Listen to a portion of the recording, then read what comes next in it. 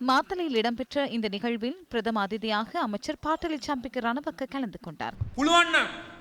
முடிந்தால் 2005ஆம் ஆண்டு ஜனாதிபதி தேர்தலின் போதோ அல்லது 2006ஆம் ஆண்டு ஜூன் மாதம் 27ஆம் தேதி மாவிலாறு அணைக்கட்டை மூடிய தினத்திலோ அல்லது அதற்கு முன்னரோ தான் அதிகாரத்திற்கு வந்ததன் பின்னர் பயங்கரவாதத்தை ஒழிப்பதாக ஒரு சந்தர்ப்பத்திலாவது கோரிய விடயத்தை வெளிப்படுத்துமாறு மஹிந்தவிடமோ அல்லது கோட்டாபயவிடமோ நான் கேட்டுக்கொள்கின்றேன்.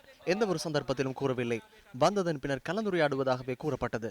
யுத்தம் நடைபெற்ற போது தனது குடும்பத்தினருக்கு குண்டு தாக்குதல் நடத்த வேண்டாம் என கூறி 800 மில்லியன் அனுப்பப்பட்டது. பொன்சேகா ராணுவ தளபதி என்ற வகையில் குண்டு தாக்குதல் நடத்தப்பட்டாலும் நாட்டின் ராணுவ வீரர்கள் தமது உயிர்களை தியாகம் செய்த போதும் அதன் தாக்கத்தை உணராத மஹிந்தவுக்கு தனது சகோதரன் கோட்டாபய தாக்குதல் கிழக்கானதன் பின்னரே உணர முடிந்தது. அதன் பின்னரே 2 கால்களையும் நிலையாக வைத்து யுத்தம் செய்வதற்கு தீர்மானித்தனர்.